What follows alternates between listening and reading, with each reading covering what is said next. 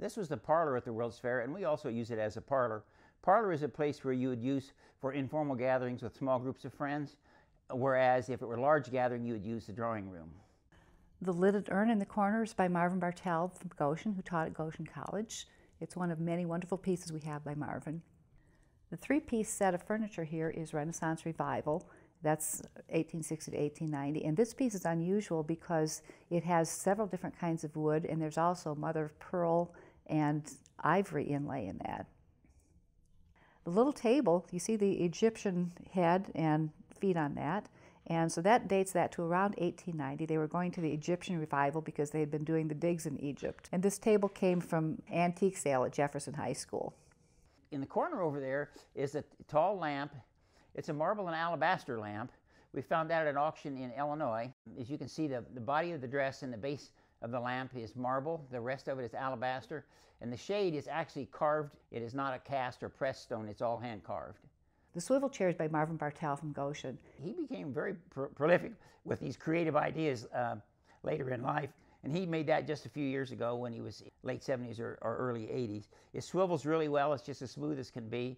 We have a do not sit on it sign. Not that you can't sit on it, because I demonstrate it all the time, but we don't think it should be just open to the general public because you never know who's going to sit on it or what they'll have in their pockets.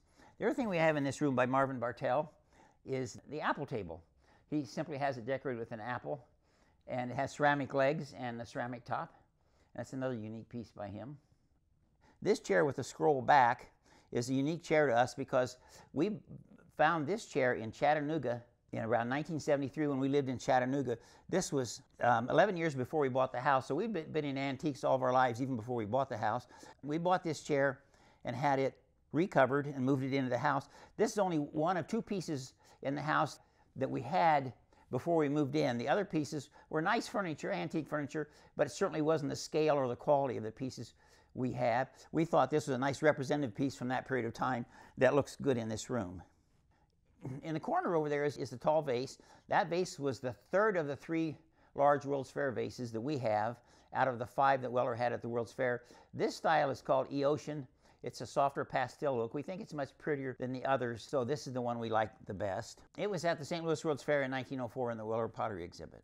The other interesting piece of ceramics we have in this room is this vase by the door. It looks like it's carved out of limestone, but it's actually made out of clay. It was made by Richard Tuck up near Leota, Indiana. Most of the ceramic artists that you see are artists that had to make a living selling ceramics, and that's the way Richard was. He made his living selling ceramics, but of all the people that we've collected that make a living selling ceramics as opposed to making a living teaching ceramics or working in the ceramics industry, of all those people, he's the one that had the most diverse body of works, very creative and very interesting, and a lot of pieces don't seem to relate to each other, and that's why we like his work so much. This is one of my favorite pieces. It simply looks like they dug it out of a grave in Egypt or something, but I like that piece a lot.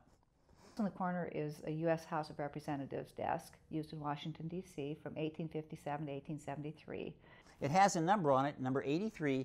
This desk was used in the United States Congress. Every congressman in the Congress had a desk like this. Some were dual desks, some were single desks. The interesting thing about this desk is a person that came through on a tour for us asked us whose desk it was, and we said we didn't know. He said, well, let me see if I can find out. So he found a seating chart for the House of Representatives in 1860. And this desk in 1860 was used by Thaddeus Stevens from Pennsylvania.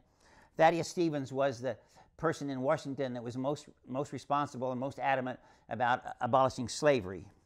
He was a very important legislator, very much an abolitionist, and after the war he wrote a lot of the papers for reconstructing the South, and this is the desk he would have used for that. The most important group of Indiana artists is called the Hoosier Group. There are 5 artists in that group, and we have put one piece of each of those artists in this room. So in one room you can see the entire body of work by Hoosier Group artists. The most important Hoosier Group artist is T.C. Steele. We have 2 T.C. Steeles in this room.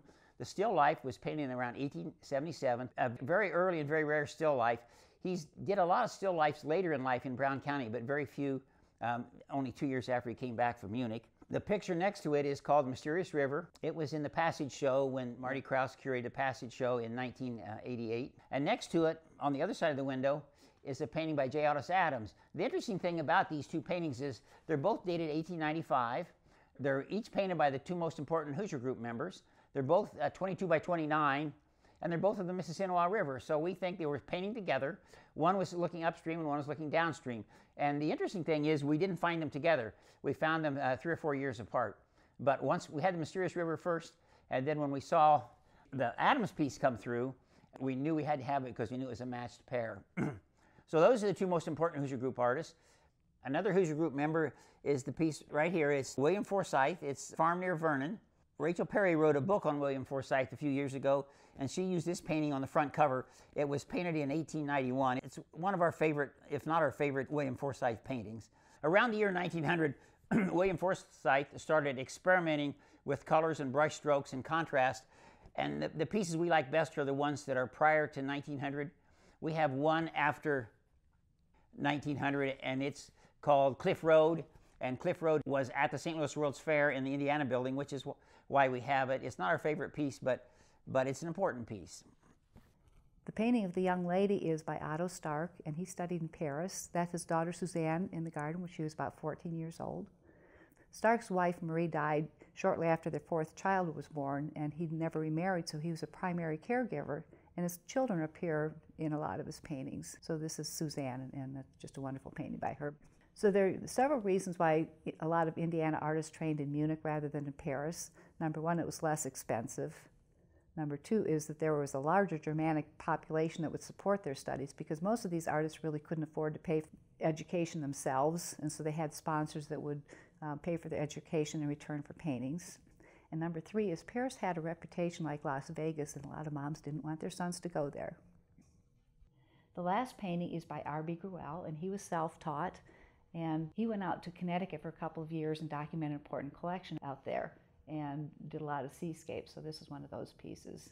This is one of his best pieces. Marty Krause from the Indianapolis Museum of Art, who is considered the premier expert in Indian art, was walking through our house and he saw that piece and he says, "My gosh, I didn't know Gruelle could paint that well. If I didn't known that, I would have held him in a little higher esteem than I do."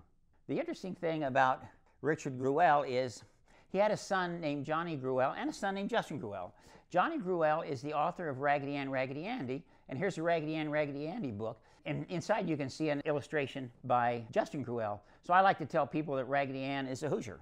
When we moved into the house, there were absolutely no ceiling fixtures on the second floor anywhere. And on the first floor, this room and the office did not have ceiling fixtures. Early on, I ran the wiring and wired the ceiling fixtures for this room. We found these two like basket chandeliers at an auction, and we bought them and installed them in the house. So these were not original to the house when it was at the World's Fair or when the Potters lived here. We find that we like rooms that have a lot more light, and without the ceiling fixture, they just were too dark for us.